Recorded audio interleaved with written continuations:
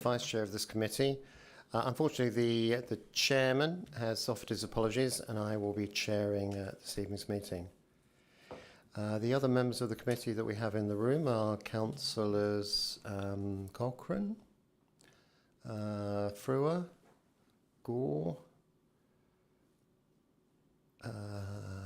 Purnell, Thompson. It says here Ray Mossam, but I can't see Ray. Don't know him. Okay. And do we have any councillors attending online? Yes, Chairman, I think we've got councillors Smith and Collins online. Are you Smith both and present? Collins. Okay. So, councillors, can you just signal that you can hear us? Yeah, Councillor Collins. Okay, heard you. Great. Councillor Smith? Yeah, Councillor Smith. My apologies for not attending in person, Chair. I have COVID, unfortunately, which is why I'm attending remotely today. Oh dear, well, you look after yourself and get well soon. Okay, before we start the meeting, just like to explain that today's meeting is held both in person in our Times Square office and over Microsoft Teams. But only members of the committee who are actually physically present in the room are able to vote on any of the items that we put to the vote. Committee members joining on Teams can, of course, participate in the debate, but again, can't vote. So I just ask everyone present in the meeting area to make sure they have their microphones placed in front of you and that you switch it on when you wish to speak and turn it back off again when you have spoken. And also remind members that in the Q&A that you include me in your questions. So put the questions through me, the chair, and then I can call on the officers to respond as necessary. Okay. Now, before we start, I have a rather sort of sad and poignant moment. We have to pay our respects to Kevin Moore, who passed away recently.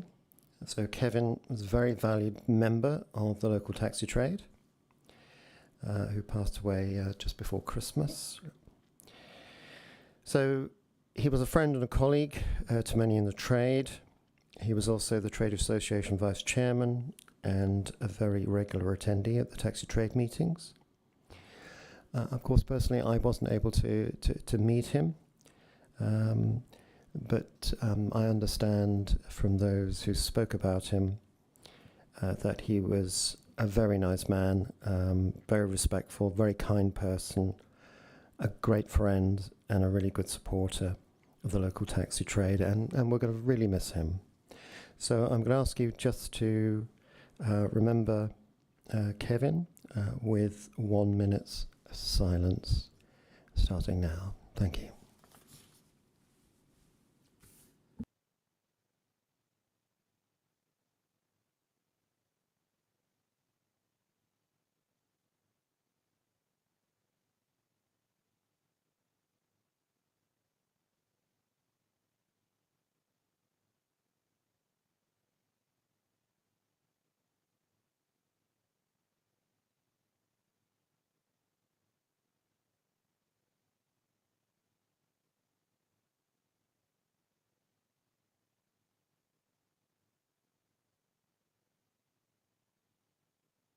Okay, thank you very much.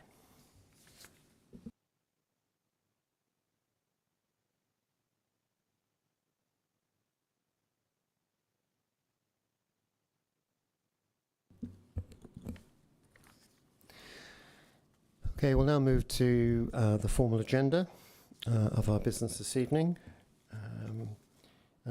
Lizzie, I believe that we've covered all the apologies. Yes, Chairman, we've received apologies from Councillor Gilby, Allen, Bidwell and Barnard, unless there are any others. Anyone else? Thank you. So the next item 2, I have to ask if we have any declarations of interest. No, thank you. So item 3 is the minutes of the previous meeting. So the meetings are available in your pack of papers. Does anyone like to suggest any changes or corrections? Councillor Purnell? Thank you, Chair. It was just to have noted that in the vote for the modifications that were to be made for the draft policy, that I abstained on that vote as I disagreed with item 2, which was a removal of the first aid test requirement. If that could just be added as a note to the minutes, please.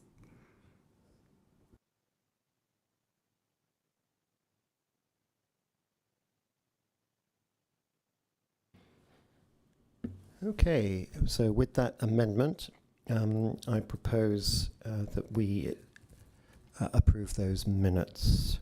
Is that seconded by anyone? Councillor Purnell, I'll second.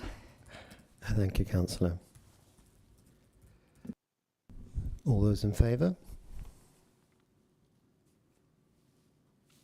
Thank you.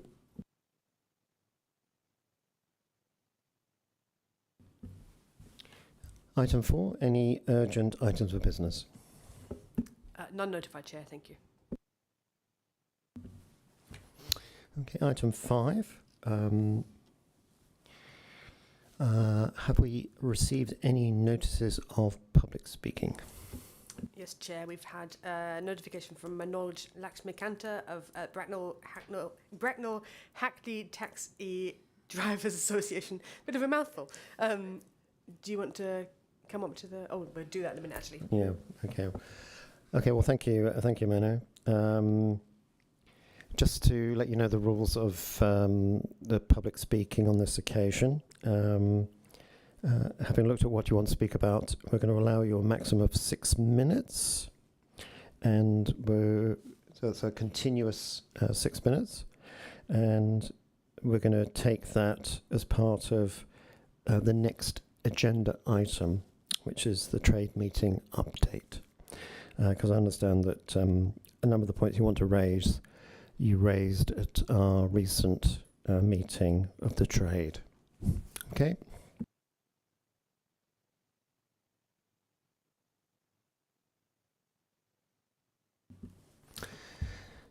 So we move to item 6.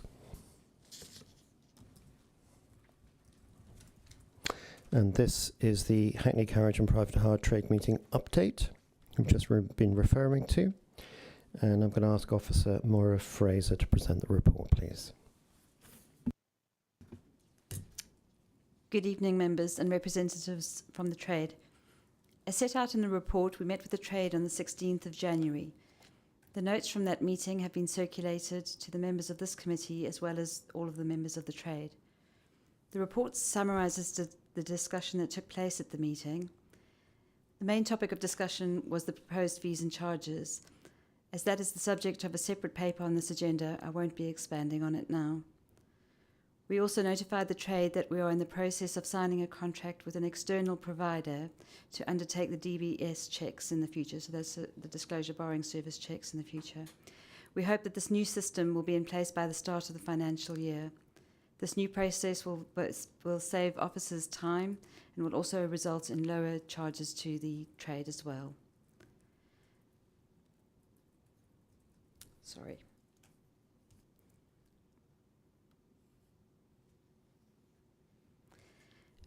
One of the other matters which I'm sure Manoj is going to raise when he speaks to us in a moment was around parking by vehicles on the taxi ranks at the Waitrose car park, or the Waitrose taxi rank. The parking team have informed us that the civil enforcement officers have made 1,619 visits to that site in 2023 calendar year. That's an average of about 4.5 times a day. And they issued 23 fixed penalty notices at that site. One of the other issues that the trade have asked us is if whether or not we would be able to use CCTV cameras to enforce the parking restrictions on that site. And the parking team have let us know that unfortunately that's not something that's legally permitted for them to do. At the meeting, the chairman the vice chairman also asked the trade to think about ways in which we could assist them to go greener, and I'm sure that Manoj will be raising that when he speaks to us in a moment. In terms of the changes to the tariffs, we have not as yet received a business case from the trade. If they choose to submit a business case, and I think, again, that's one of the things that Manoj may raise this evening, there is a statutory process that we have to go through, and it would result in a report going to the executive. The executive will then make a determination, but there are rules around the number of days you have to consult, who you have to consult, and where you have to place your adverts. Really, members, that's everything from me. That's everything that's covered in the paper, and I'm happy to take any questions.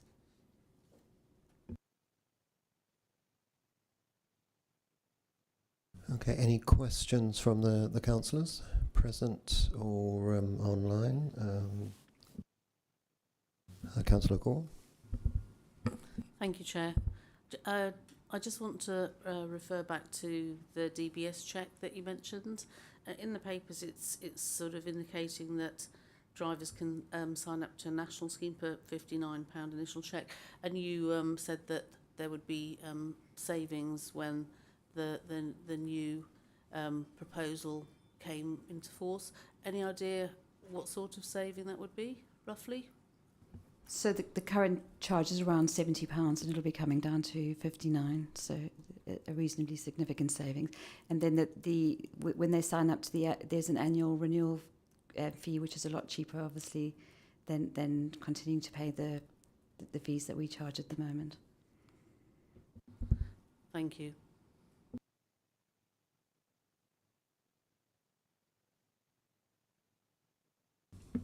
Okay, if there's no further questions for the officer, I'm going to ask Manoj to come up and speak to us for 6 minutes.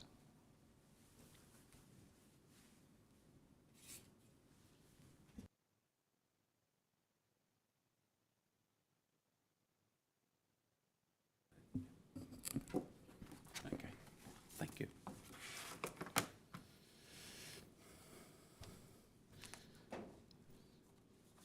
Okay, you ready? Yes. Thank you, Chair. Good evening, everyone, and fellow drivers to attend the meeting tonight. Firstly, I would like to, before I go to the matters, we want to say thank you for appreciation of considering our opinions the last previous consultations, and we hope the collaboration has been key, and we look forward to continue this relationship for benefit to all. Now, coming to climate change, as we talked to the last, so I say I'll come back. The climate is on the shift towards electric cars and hybrid vehicles. When are you thinking to implement this and amend to the new policy for entire fleet to be more environmental friendly vehicles? So if it happens, I'm sure we'll attract new drivers, and there will be good council revenues as well. And we standing together with the joint partnership, we know West Berkshire have a mixed fleet, and if you allow us as well to have the same criteria or introduce, because we are under PPP, it will be great for taxi trade, I believe, because I've been doing this for 20 years, and this is the reason.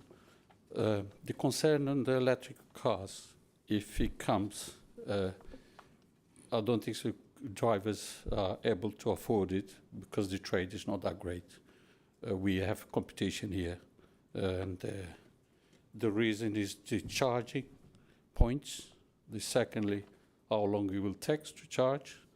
Third, it's the warranty on the batteries, where you'll be recycled. Are we getting any financial support? So you need to be careful consideration on that. Hybrid vehicles are more viable for initial choice of the drivers at the moment. So, and we've been affected for Ubers. I mentioned this before. 85% has been taking our jobs here. I think they're not paying single pennies on you guys, and this is concern. We do everything what you ask, and they need urgently to take action for our future industry. And otherwise, the next 10 or 15 years, this will disappear. The reason we can say we have a competition, and I had a passenger yesterday, he's regular, he said, why you have to use a wheelchair accessible vehicles? Do you need it? I say, look, it's policy we have. And how many wheelchairs do you do? I say, look, you can count my hands, the fingers, a year. That was most I can do, 3 or 4 or 5, maybe none.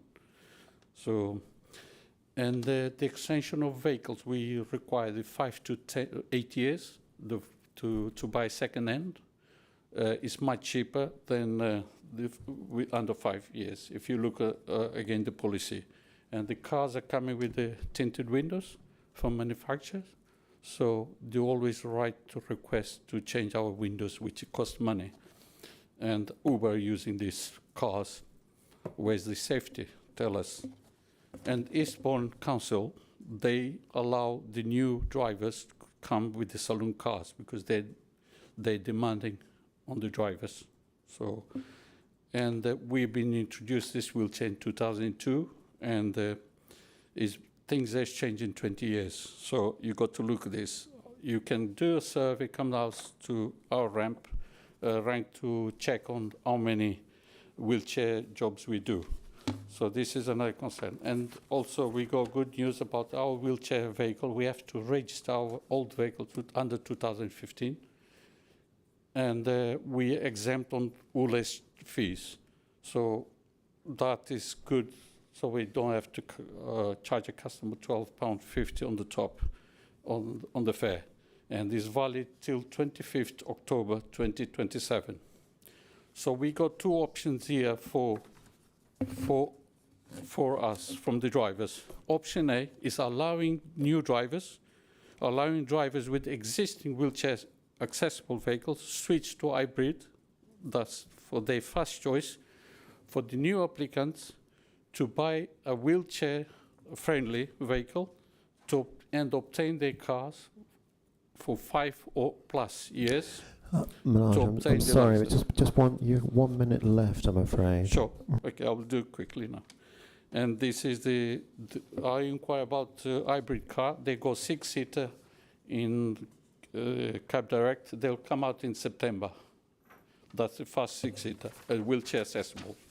Option B, if you target allowing 3 saloon cars per year, and then we could do the survey again every year. We have 49 wheelchair accessible vehicles in total. Some joined Uber, and some they kept their license. We lost 20 to 30 drivers, and that's why we're suffering. About waitress rank, we need to, it's big concern, and the Christmas time, it was nightmare there. And you need to find a solution for that. We request a camera, but there's no.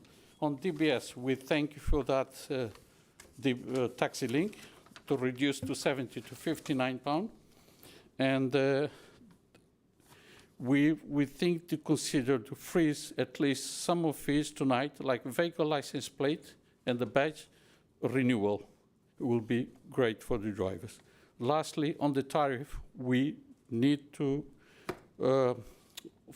ask why the need of the business case used to be established by a regulator before.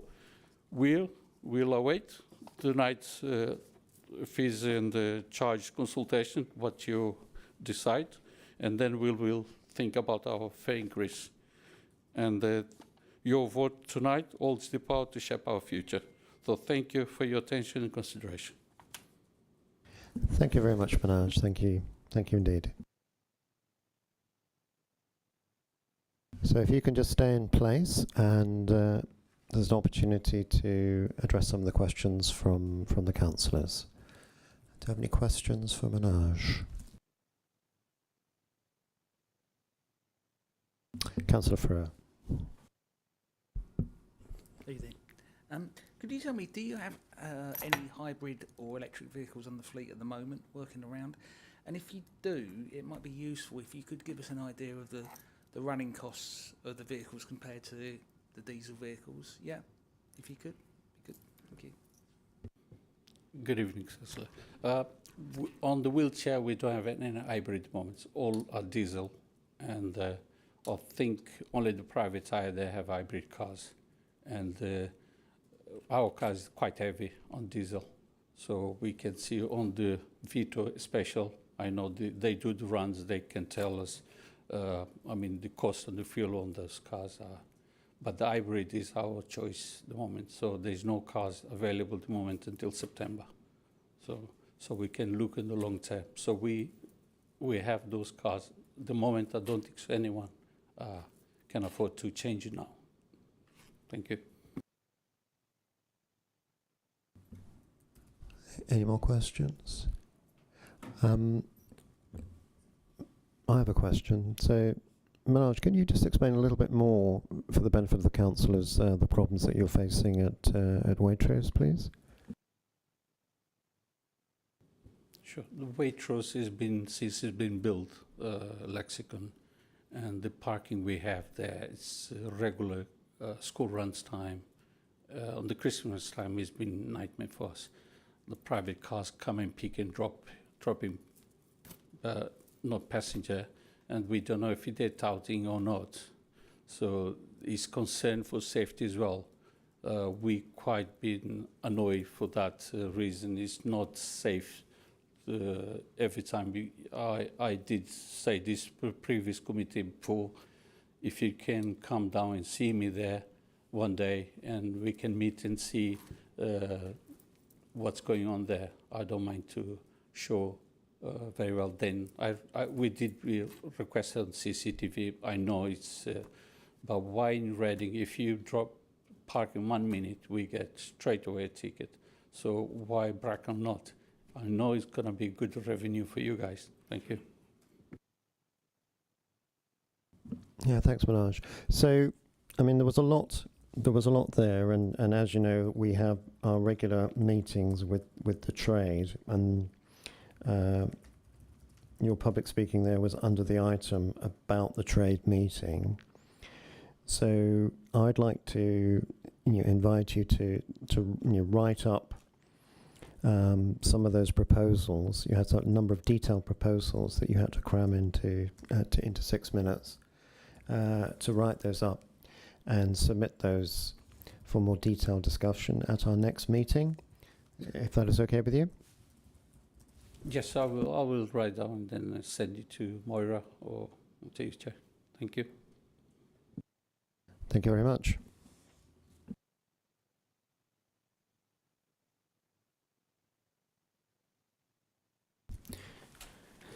Okay, so to complete item 6, we don't have to vote on this one. It's just the presentation of the report and the public speaking from the taxi trade through Manoj. So thank you very much, Manoj. We listened very carefully to what you said, and we have invited you to put together a detailed discussion document for our next meeting. And so I'm going to take Moira's report for information only and take it as noted. Thank you. Chair, before we move to the next item, I'd just like to note that Councillor Allen has just joined the Teams call. Thank you. Thank you.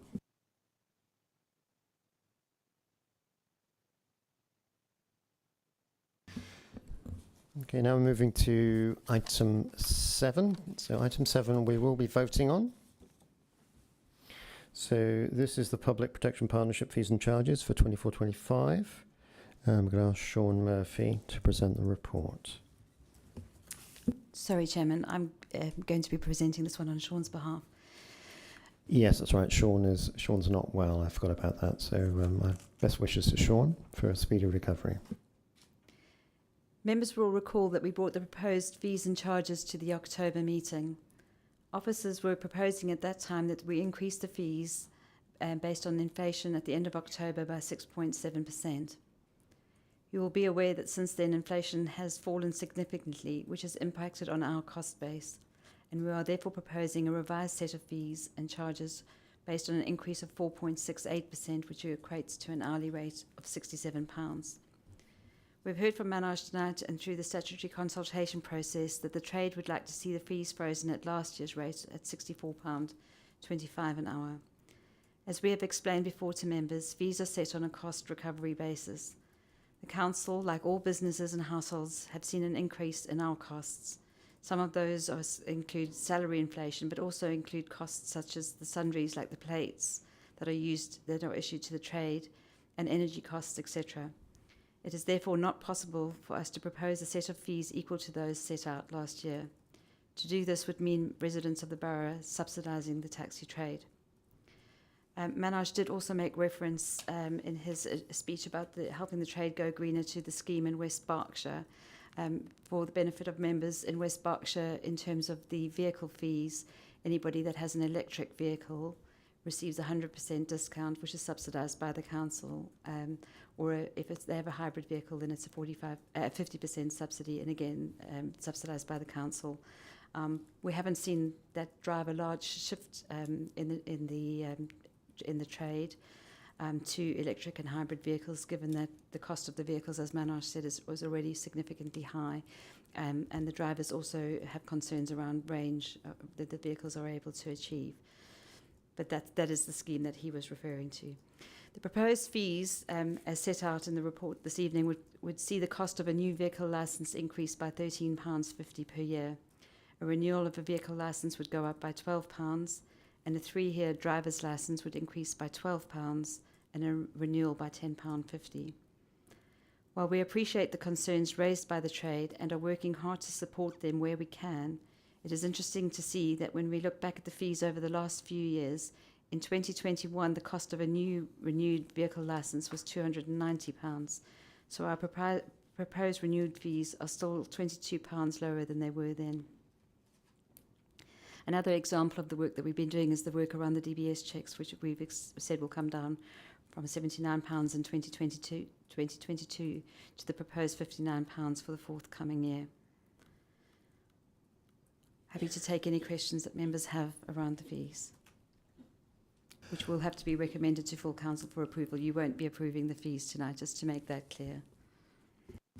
Yeah, so our vote will be to take our conclusions to full council. Thank you very much, Moira. So I'm going to call on councillors to ask you questions of fact.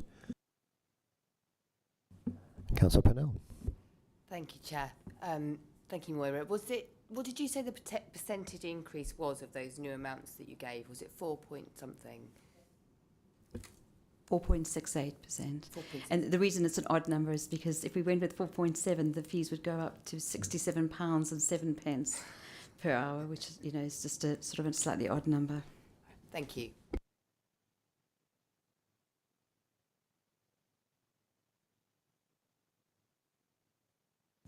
Okay, any more questions? I'm looking online. Can't see any hands raised.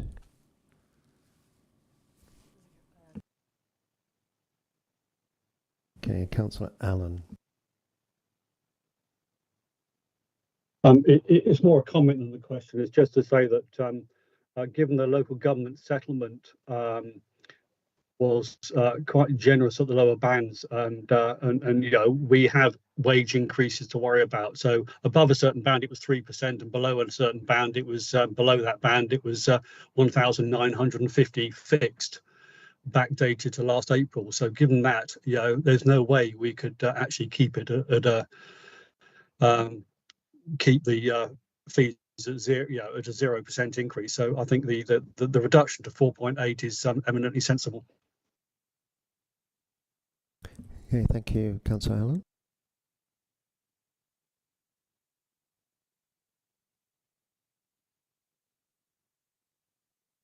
Okay, so I see no further questions. So I think the officers done a very thorough job on this. We've been listening to the trade. We understand that they are under competitive pressures. They are more regulated than their competition, and I extend my invitation for the trade to write proposals, options, discussion papers to educate us and help us find ways in which we can support the trade. Unfortunately, we're in an inflationary climate, and the fees are on a cost recovery basis only. And there we have it in terms of the outcome of our calculation on the increase in fees. I believe you will join with me in summarising that we've tried our very best to keep the fee increase to a sensible and reasonable level, concomitant with our costs.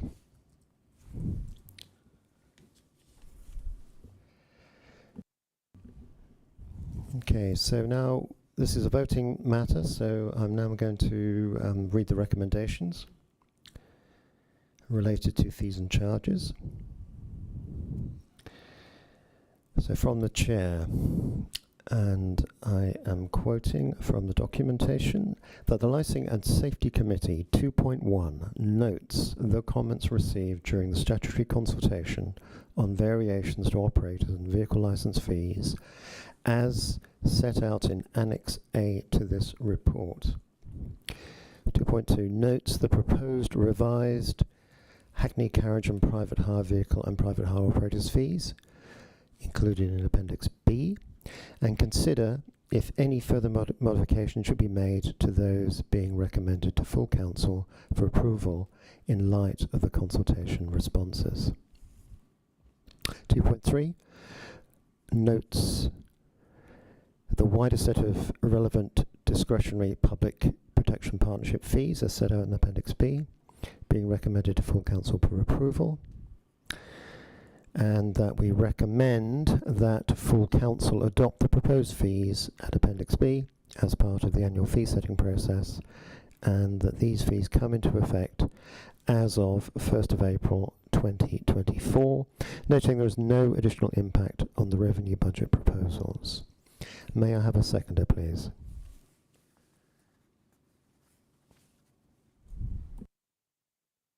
Thank you, Councillor Gore.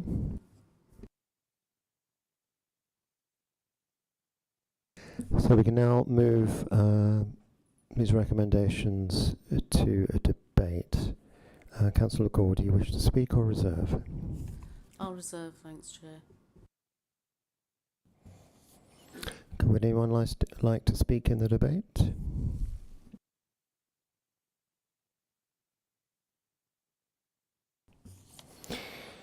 No, in that case we'll move to a vote.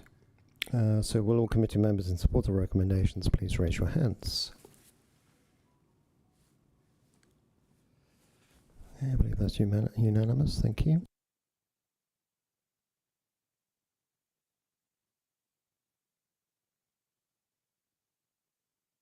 Okay, we're going to move on to item 8.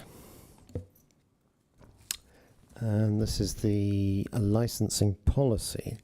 And I'll call upon Moira again to present the report. Thank you, Chairman.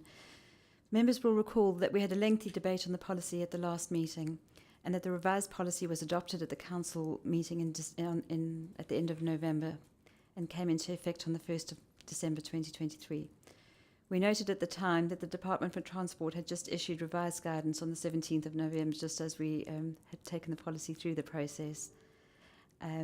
As a result of that guidance being issued, and it should be noted that it is only guidance and that it's for each licensing authority to determine its own policies on these matters, we are proposing some minor tweaks to the policy. They're set out in paragraphs 5.5 and 5.6 of the report. Donald may wish to comment on the issues of consulting again on the knowledge test requirements for private hire drivers. As dual drivers include the Hackney carriage element, we wouldn't consider that they needed to be covered by any changes to the guidance. I'm happy to take any questions if members have them.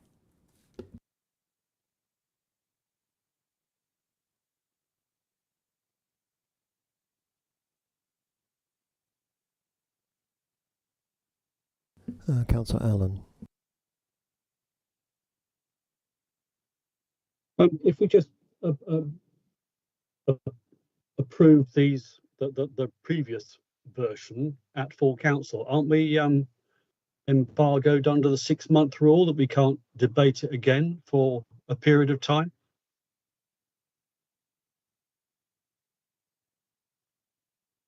Thanks for the question. I'm looking at the officers for assistance. I believe you can if there's been a material change. The timing. The timing is somewhat unfortunate. If you recall, at this last committee in October, in terms of these proposals, specifically in terms of the whether you were voting to retain the geographical test element of the knowledge test, you did vote, and it is a matter that had been previously consulted upon. You did vote to retain it for all 3 licence types. That's Hackney, dual licence, and private hire. That was a condition that you yourself as a committee voted on because it was a condition of a policy. That wasn't a matter that was then recommended to full council. What was recommended to full council was the overall taxi policy framework. It's unfortunate that the new Department for Transport non-statutory best practice guidance came out in between the October meeting of this committee and the approval in December of the full taxi policy. So what you're being asked to look at again today is to revisit these matters set out in the report, including that geographical test element. In terms of the non-statutory guidance, it is that. It's guidance, best practice guidance. It's non-statutory. You do not have to follow it. However, if you choose not to follow it, because you do have discretion to determine your own policies and your own conditions in respect to those policies, you would need to satisfy yourselves of the reasons for not following that best practice guidance on public law grounds of reasonableness, rationality, legality. So in answer to Councillor Allen's question, the policy itself was determined by the council, i.e. the policy framework. This goes to the issue of a condition as part of that policy, which you had then discretion to determine, which you did at the last committee. Further to what Ms Fraser has said, as I've just said, the issue on the determining that condition had previously been consulted upon prior to the October committee.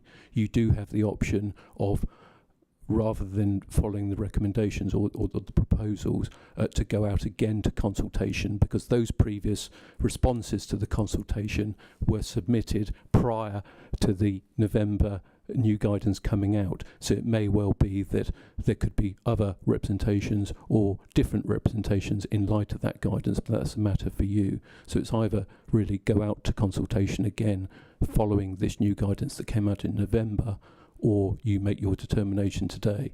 If you were to make a determination today, that's only on the issue of private hire, because the guidance only really changes the element of private hire in terms of the geographical test.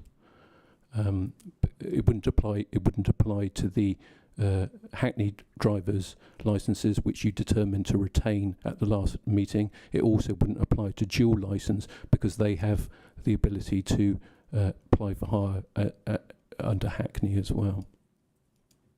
But my point was that basically, we voted in the latest policy, and under the council constitution, you can't do that again within 6 months unless you.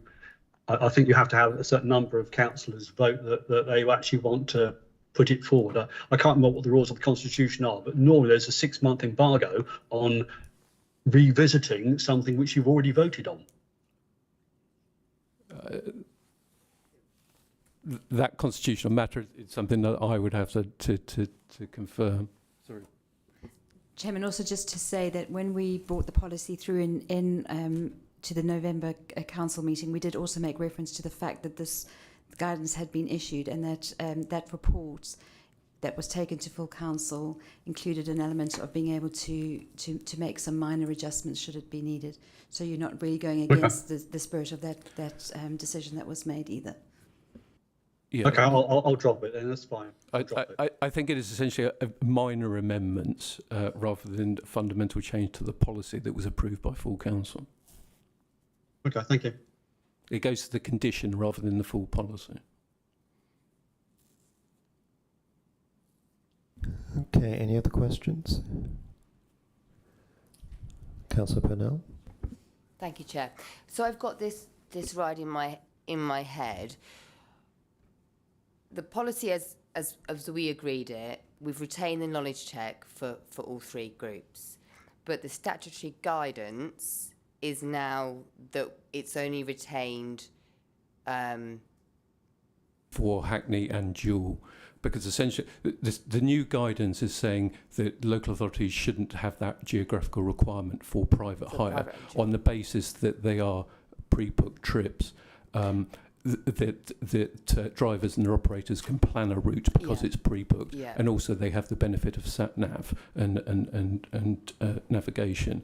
Doesn't apply, and the guidance doesn't suggest that it should be admitted for Hackney carriage because they can be applied for hire and they can be taken at any stage. As a result, it also wouldn't apply to dual licence because they have the ability of being Hackney drivers as well. So really, it's only in respect to private hire because they are pre-booked and have the ability to plan a trip. Thank you. Okay, I have a question. So, under what we're going to vote on, under E, it says proposed action. It's proposed that in the light of revised guidance, the requirement for private hire drivers to undertake this test be revisited. Can you just clarify what revisited means? My question really is, do we have to go out to consultation? Could we go out to consultation, or can we just vote for or against the statutory advice? Sorry, that I thought I just said that you could go out to consultation if you chose to. It was consulted upon prior to the October meeting, but that was prior to this new guidance coming out in November. So you could go out. You had consultation responses prior to October, but they didn't have those responses did not have the benefit of seeing the statutory guidance that came out subsequently in November. So it's your discretion. You could go out for consultation, or you could act upon the consultation responses that had already been received. Yeah, thanks for the clarification. I just want to make sure that councillors are clear on what they can and can't vote on this item E. Councillor Smith. Thank you, Chair.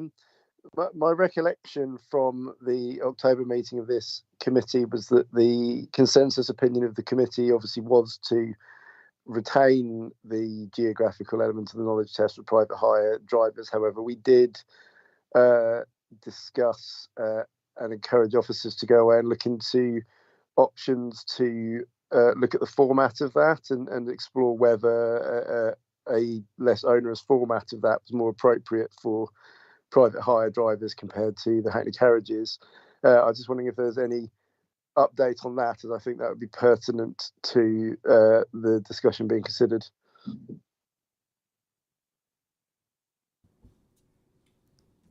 Okay, thank you, Councillor Smith. I'm going to respond to having a look at the test. So, Chairman, we one of the things that we have looked at is doing the tests online and making a more of a multiple choice kind of option, but we have not as yet finalised any kind of package in line with that.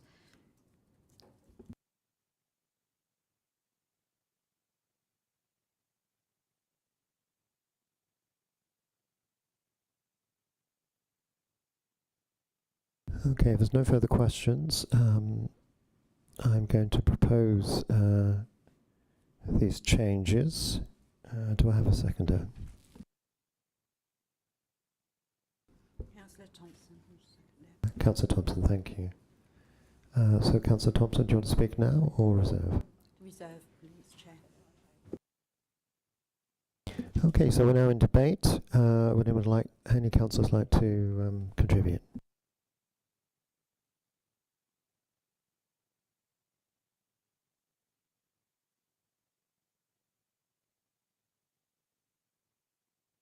Councillor Smith. Thank you, Chair. I think just to make the follow-up point then to the question I just asked, you know, we took the view in October that we did still feel that there was benefit and a role to maintaining that geographical knowledge test for the private hire drivers, albeit ideally in a different form. My feeling at this stage is that obviously there's now new external guidance, but I feel that what we actually proposed at the October meeting is, to me, feels like a better compromise measure than a black and white, maintain the test or not, but actually, finding a way of maintaining, the benefits of the test, but in a format that's less onerous for licensees. So my view would remain that I think we should continue to investigate options for that before making a decision to omit the test for the private hire drivers. Depending on what the outcome of that is, it may be that ultimately that is the right decision to omit the test. But I feel that until we have an answer on options there for what reduced forms that test might take, it's too early to make a decision on that. Okay, thank you. Anybody else?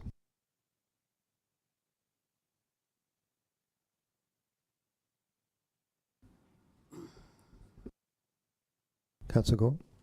I just want to know if we elect to send it back for reconsultation, how long would that period need to be?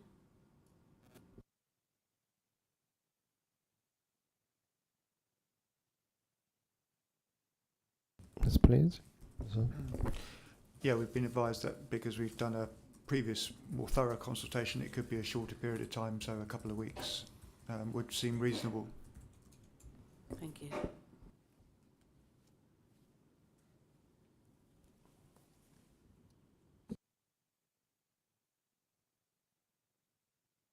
Do we have an officer online who wanted to speak?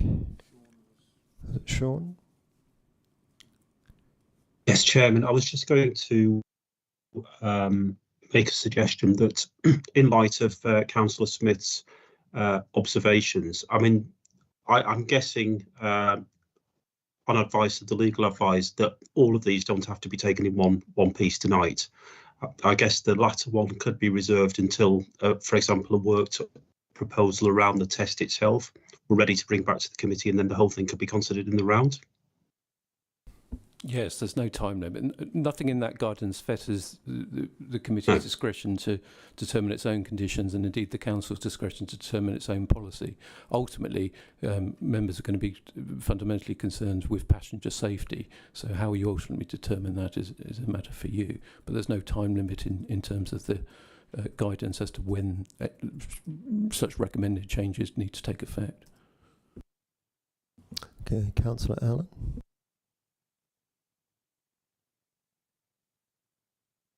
Yeah, it's just to Councillor Gore mentioned about how long the consultation would be. I have to say that my memory of the consultation responses was that the private hire vehicles people didn't want to do the knowledge tests, and their objections were basically they didn't want to do the test in the first place. So if we're removing them, I can't see the point in going back to consultation again. Yes, my recollection is the same, which is the committee thought about that deeply and decided to retain the test. So I have some just procedural items I just want to clarify.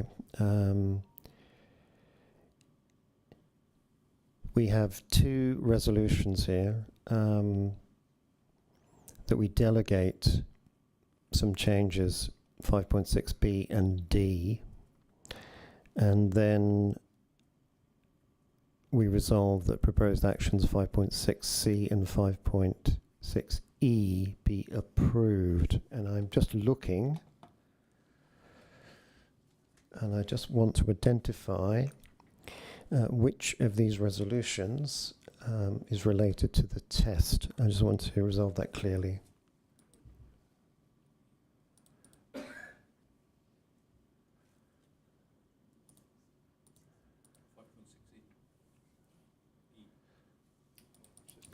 So it's 5.6e, just finding E. it.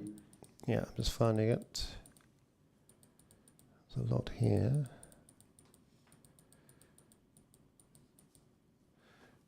Right, so E says, following a consultation and lengthy discussion at the last meeting, it was agreed that all drivers except home to school drivers undertake a knowledge test.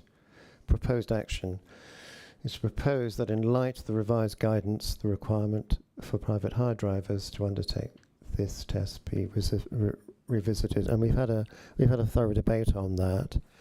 Are there any other elements of the resolutions that we have in front of us that councillors would like to comment on?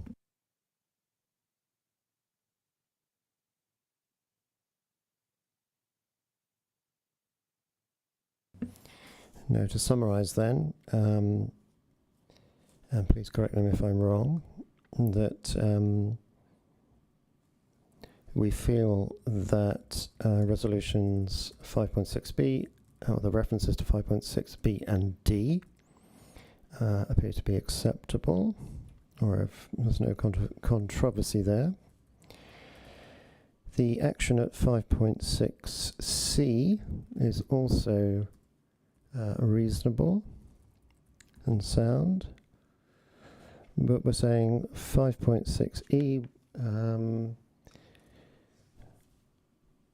we wish to not go back to consultation. That's what I'm hearing. Correct me if I'm wrong. And we want to stick to our decision that was made at the previous meeting of this committee. So we're in debate. If I've got that wrong, please let me know. And I'm going to ask our clerk to make sure that we can separate that out in terms of the resolutions. Is that possible? Yeah, so I would just propose that you include that in an amended resolution. Is that possible to summarise in your words, Joe? Right, so if I was to have a go at this, I would say to resolve that the proposed actions at 5.6c be approved and just make no reference to 5.6e. Is that a good way of doing it?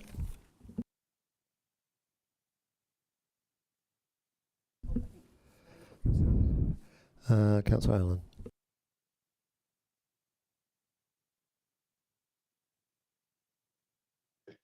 Yeah, the proposed action under E is basically just to revisit it. It's not. I mean, is it to make a decision today, or is it just to revisit the requirement? Because if we're revisiting the requirement, then the decision doesn't need to be made today, does it? It just means it'll be revisited and come back to the committee in some time in the future.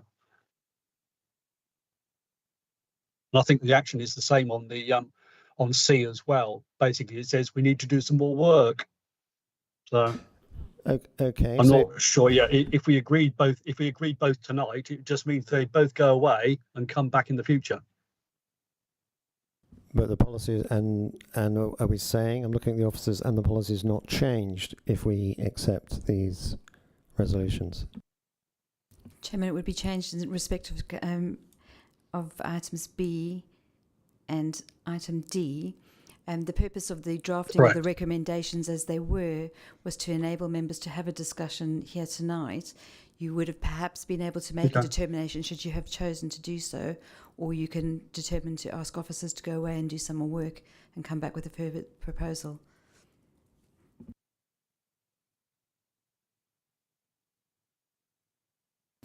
Yeah, clearly my aim is to make sure that the resolutions reflect what the committee members want to accept. I'm hearing from Councillor Allen that there's no danger in accepting these resolutions. I just want some clarity on that.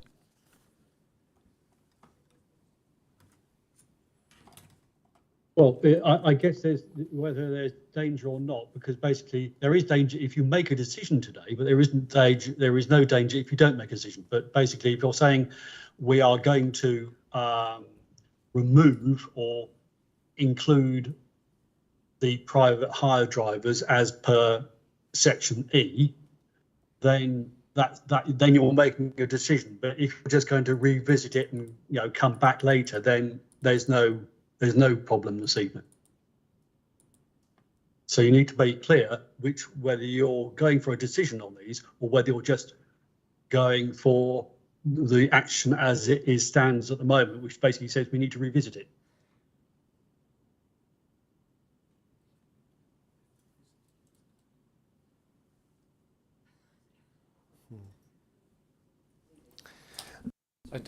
I think in terms of what you've debated today, you have revisited it, and as a result of that revisiting, it's up to you to decide where you go from there. Is it to make a decision to change, or is it to put out for further consultation or further consideration by the officers?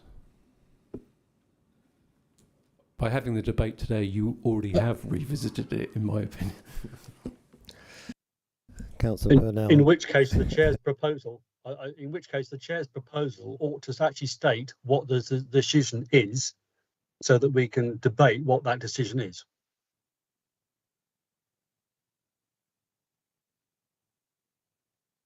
Councillor Purnell, you want to say something?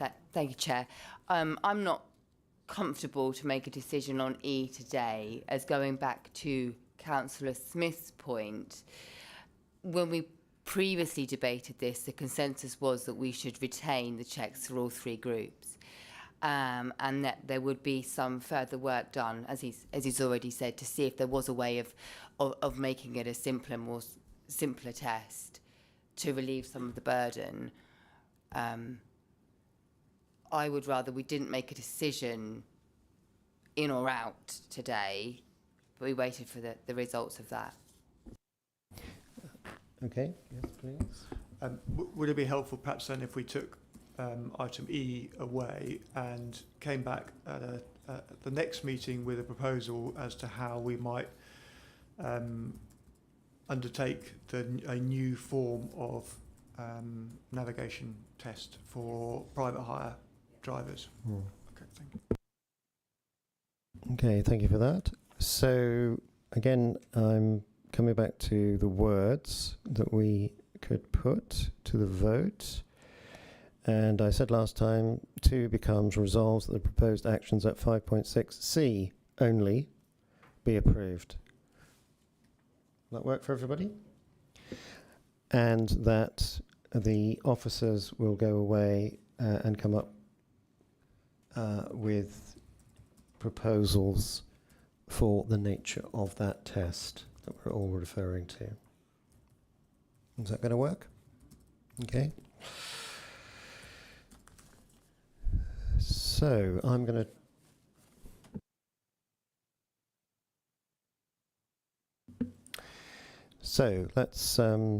let's put this to the vote. So this is the revised words. So the committee, 1, resolves that authority be delegated to the Service Lead Public Protection in consultation with the Borough Solicitor and Chairman and Vice Chairman of the Licensing and Safety Committee to amend the policy in line with 5.6B and D below. We have no controversy over that. 2, resolve that proposed actions at 5.6 only be approved. And 3, officers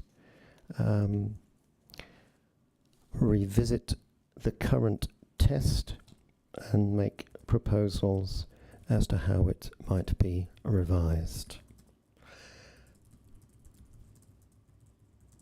Let's put that to the vote. All those in favour?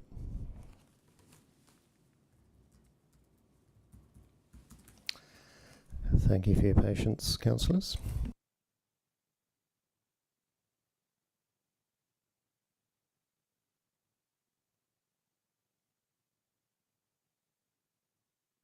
Okay, Lucy, did you capture all that?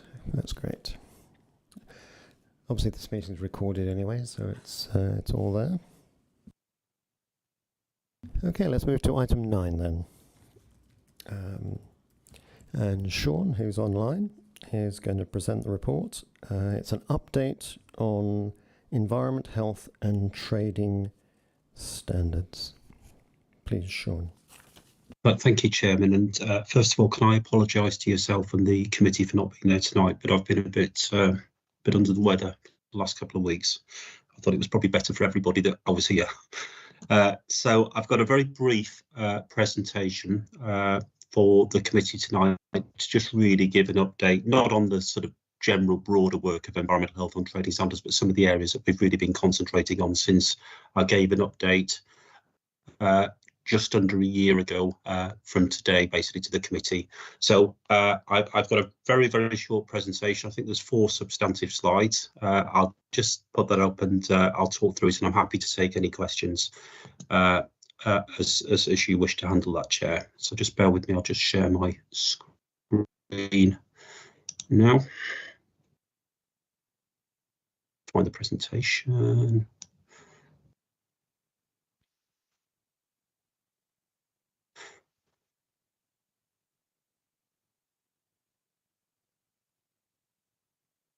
Can I just check whether that's come through? It has.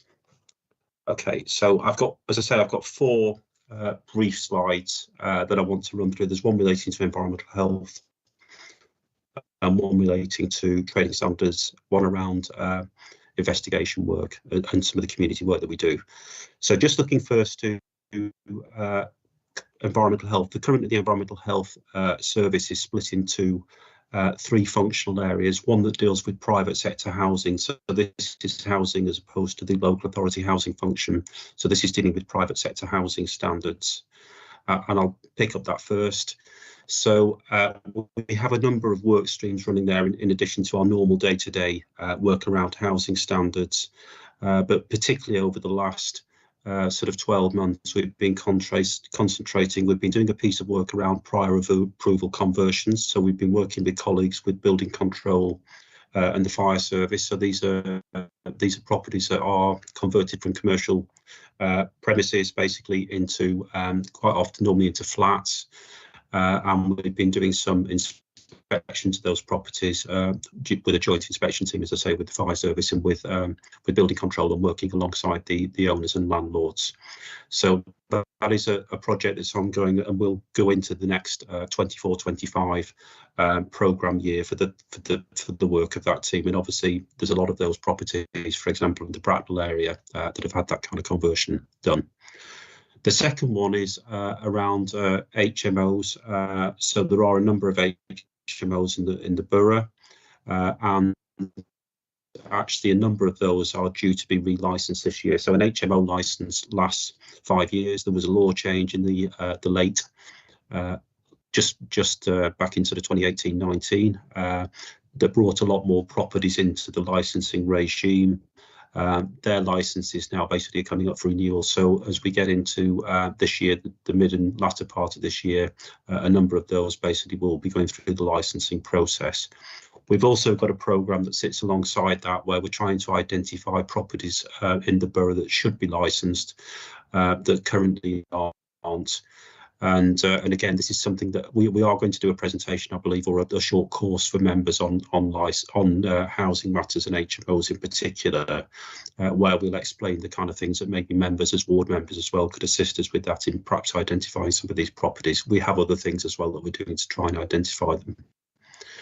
Another area is around regulated caravan sites. So these are sites basically where the plots are basically hired out, I suppose, really for commercial gain rather than an individual plot, say, for example, for an individual family.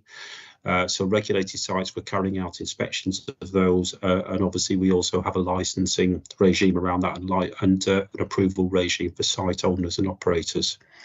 And finally, we have really seen an increase in referrals around housing standards. So these are category related risks to housing, and one of the most obvious ones at the moment, and one that is very, very topical, are issues around damp and mould in properties.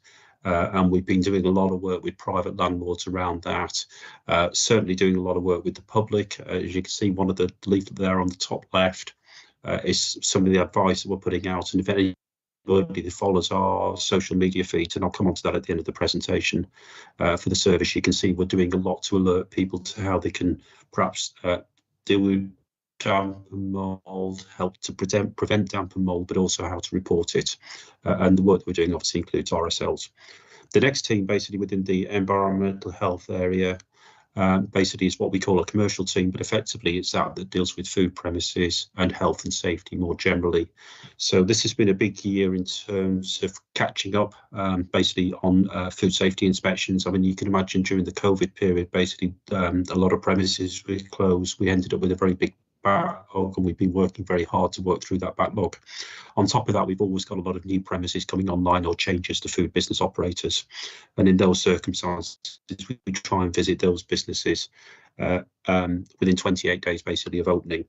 Obviously, what I would say is that the standard of food hygiene and food safety of the premises in the borough is very high. I mean, it's not to say that we don't find problems from time to time. And you will see basically though from the reports both on our own social media feed, but quite often it's picked up by the local media as well, that basically a lot of the premises have very good ratings, and we do try and basically promote that as part of our work. But as I say, we're still working through the backlog of those inspections, but this is a very important area of work, I think, both for the businesses and also for the consumers using those. It gives confidence, and for the businesses, actually a good rating is very important to their business. The other area, really big area for this team, is around health and safety, and that's looking at things like accidents and things like that that are notified to the service. But this team also manages a safety advisory group that looks at all of the events where event organisers within the borough basically want to work with us on event safety. One of the issues obviously that's come up more recently is that there are new laws proposed around events in particular, or venues basically where there is where there's a significant number of people attending, and we're looking at what the implications of all of that may be. There was a report taken to the Joint Public Protection Committee about Martin's Law, but at the moment we're still waiting to see the finer detail. And finally, the third team, basically within the environmental health area, deals with what we call the environmental quality. So one of the big areas for this has been air quality, and in terms of the borough this year, you may be aware that every year we submit an annual return to the government on air quality in the borough, and in particular with respect to the two air quality management areas that we have in the borough, currently have in the borough. One of those being the A322 Bagshot Road, and you may well have seen the monitoring equipment there, and also basically around Crowthorne. So the last round of submissions to the government did advise that we could look to revoke the air quality significantly improved around the Bagshot Road, and we could look to basically remove the management order for that area. And also basically we've been out and recently we've been out to consultation on that, and that will be coming back. The results of that consultation will be coming back in due course for consideration by the Joint Committee, and then maybe within the organisations as well, within the executive, etc. We've been out to consultation on changes to the air quality management plan for Crowthorne as well, and we will be able to feed back the results of that basically to for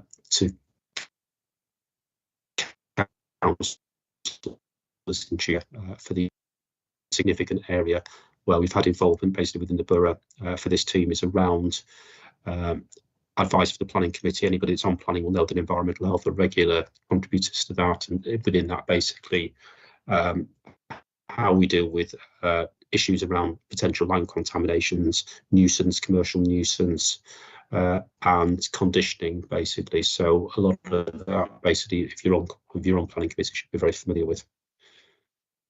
So just moving on to trading standards, which it's not letting me do. Okay, so just moving on to trading standards. I mean, people will know that the origins of trading standards were back in the days of sort of weights and measures and trade descriptions, things like that, and that still does form a basis of some of the work that we do. So an awful lot of time is basically spent looking into allegations of unfair trading. The main source of the allegations is the public, and they come in from a variety of sources, either directly into the service or via basically the Citizens Advice consumer line, which is linked to our own systems here in the council, and we are able to see the calls taken at national level, and then we can follow those up basically. So some of the areas we looked at very specifically recently, there was new legislation that dealt with age restrictions in relation to things like treatments for botulism treatment, Botox treatments and things like that. And we did a big piece of work this year in 2023, basically looking to make sure that that the people that supply those services had the relevant provisions in place and the relevant systems in place to ensure that basically that they weren't accessed by young people. And obviously, as part of the health and safety work that we do, we also look at how those are conducted as well, basically to make sure that they're conducted in a safe and hygienic manner. Another big area which won't have escaped anybody on the committee is the debate about vaping products. So obviously it's a complicated debate because there is a debate obviously about adults and the alternative of vaping to tobacco, and basically how that potentially is a good alternative to tobacco from a health point of view. But there is a parallel debate that's been running around basically vaping and young people, and also the issue around illegal vapes. So over the year, basically we have conducted a fair number of visits to look at the legality of the vapes on sale in the borough. We have had some seizures of vapes that basically we perceived or believed, suspected to be non-compliant. We've also carried out some test purchases over the last few years around vaping products as well, to ensure that they're not falling into the hands of under 18s. And more recently, as part of a wider national initiative, we were one of 3 authorities in the country that was successful and in getting some funding basically to carry out some online test purchasing of vaping products to look at them from a safety aspect as well. And we're just waiting for the results on a lot of that work, basically, which have been submitted to a laboratory basically that was identified as to us to carry out that work for us. So vaping is an issue that's not going to go away. I mean, it certainly was in the news again this week, and looking forward, we are awaiting now basically the latest round of government proposals and consultations on how they're going to regulate the products. I mean, there are all sorts of talk about disposable vapes and flavours and everything else. And alongside that, there is also the issues of the waste that they create and the electrical elements of that, basically, in proper disposal. That Damien's team have also been tackling through the waste service. So then moving on to we have seen, I don't know whether it's a resurgence, but we have had a fair run now of reports of counterfeit goods, and we've got a number of ongoing investigations around the sale of counterfeit goods. It's an area that we've always dealt with, and it kind of comes and goes. It's a bit like goods that are smuggled as well. So you can see there's a picture there of a nice dog that we use dogs sometimes for doing inspections around smuggled tobacco and things like that as part of a national operation as well. But certainly we're seeing an increase in reports around counterfeits, and we have a number of matters that we're looking into. We concentrated this year on the latter part of last year in making sure that we carried out inspections of all of the premises that sell fireworks to ensure that all of the storage and the legality of the fireworks was being sold was all basically compliant. We found very high levels of compliance. We had previously found issues in the previous year's round of inspections, but this year I think basically we were pleased with the compliance rates. Still, though, I work around second-hand cars. It's still an area that we get quite a few referrals into the service and requests for support and advice. Age-restricted products doesn't go away. I've talked about one area, which is vaping, and in fact 2 areas, vaping and treatments. But also you've still got the traditional areas such as alcohol, tobacco, which fit very much, in particularly obviously alcohol, within the licensing agenda. A whole range of work around food standards now. For those that just to explain the difference between food standards and food safety. Food standards is generally done by trading standards, and it relates to the product. So it is about the legal and constitutional makeup of the product, how it's described. So if it's described as organic, if it's described as healthy, if it's described as suitable for a suitable age group, and that would include things like a lot of work that we do around things like allergens and undeclared ingredients, and includes the element in there of work that we do around food fraud. So we do a lot of things like basically taking samples for species testing. We've done work recently, for example, on species testing in fish. But we have a sampling program that we do in conjunction with other authorities in the region, basically, and we send that stuff off to the lab, and we do a range of that across the borough. Exactly the same with product safety. We have responsibility for all consumer product safety as a council. Basically, that's everything from toys to electrical goods to to things like. That a lot of the time, basically, personal protective equipment, which was something that became an issue, for example, during the COVID, the coronavirus period. And in fact, actually, we did have an investigation. We did actually subsequently have a prosecution in the borough, basically around face masks and the descriptions of them. So that team is very busy. There's examples there. We do a lot of partnership working with the team, particularly partnership working with Thames Valley Police across a lot of operations that we do. Just very quickly moving on to the community team. So this is the team that deals with a lot of the day-to-day stuff and a lot of the public engagement. So their major area of work this year has been around public residential nuisance issues. So that's everything from loud music to barking dogs, smoke, and various other various other basically allegations of environmental protection or nuisance. They also deal with things like public health funerals, but some of the things that particularly we've concentrated on this year, again, basically we've got a very successful joint water safety partnership running with West Berkshire as an authority. So it's a shared partnership. It reports to the Joint Public Protection Committee, and the report going to the next meeting. There was reported at the last meeting.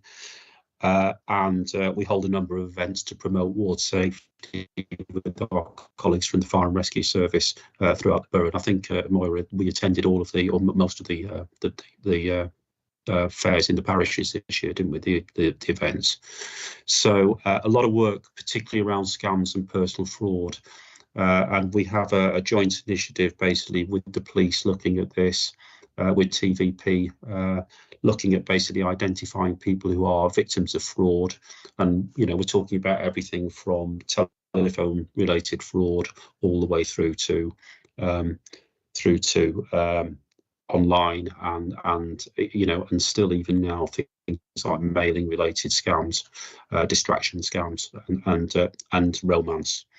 And alongside that, basically, we have a victim support function where we help basically two functions, really. One of them is that we try to assist people where we think there has been, they have a case where the financial institution, for example, has a case to answer around security.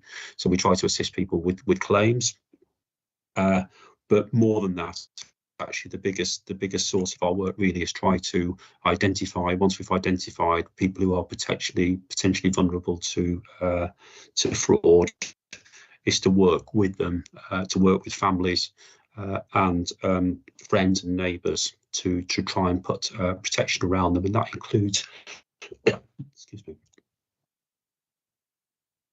areas such as telephone scams, telephone call blockers and doorbells.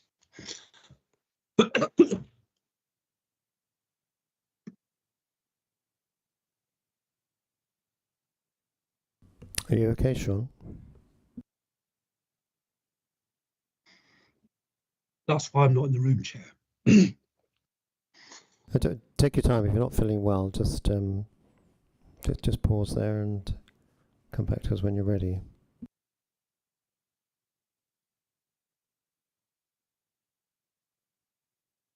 So the other area for this team is really about the whole issue of fly tipping, abandoned vehicles, so enviro crime. So we have a dedicated officer that works on that in the borough, and we've had some quite significant successes in terms of investigating and dealing with fly tipping, and particularly working in partnership with the parish councils and colleagues from TVP. So the photograph at the bottom actually is a joint operation that we did with VOSA and also with Thames Valley Police, where we were stopping vehicles looking at them carrying waste, looking for waste licences, along with the police looking for other aspects of road traffic enforcement. But it's an area basically where we work, as I say, with partners, involves investigations, encouraging reporting, use of cameras, basically deployment of cameras, and various other aspects of that. Alongside that sits our work around abandoned vehicles, where we get a lot of notifications every year. And then finally, basically, we've had a couple of community raising events as well, basically, where we managed to get some grant funding support for this. So one was around electrical safety and one was around battery safety.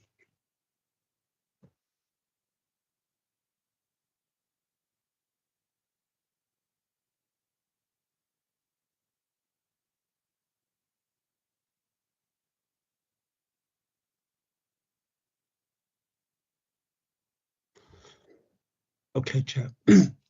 Actually, Chair, I think I'm going to have to stop there. Yes, I think we've reached the same conclusion. Okay, we can see that you're unwell. I think we're going to recommend that you circulate the report, and that if we have any questions, we submit them to you in writing, that you can have a look at them when you're feeling better.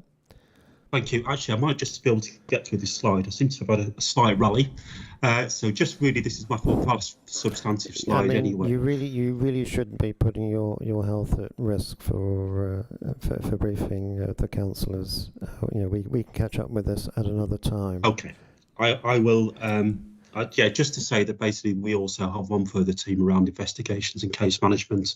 What I will do basically is drop the councillors on the committee a note basically to identify some of the work of this team, particularly around very large, high volume, high impact fraud, where we've got over 20 ongoing investigations across the PPP. And around money laundering as well, we've got about 15 investigations, as well as a case management unit that are currently handling over 50 cases through the system. So I'll stop there, Chair. I will drop a note. Apologies to everyone. I thought I was going to make it through.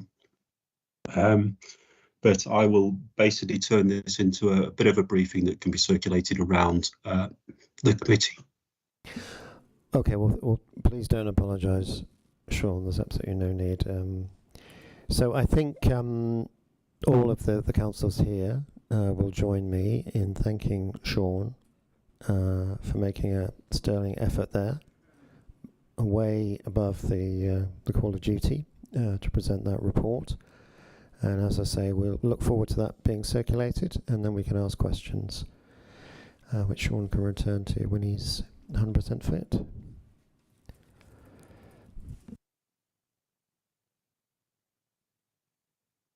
Okay, that brings us to the end of the agenda items. All the business are now being conducted, and I'd like to thank everybody for their attendance. I'd like to thank all the officers for their efforts. Thank you to the councillors here and online, and a special word of thanks to our guests, our expert witnesses from our local taxi trade. Members of the public are always very, very welcome to attend, and we really appreciate the input to help us make the right decisions for our community. So thank you for that. Okay, the next meeting will take place on the 20th of June, and I'll just ask everybody to remain in the meeting until it's been confirmed that the live stream has been ended.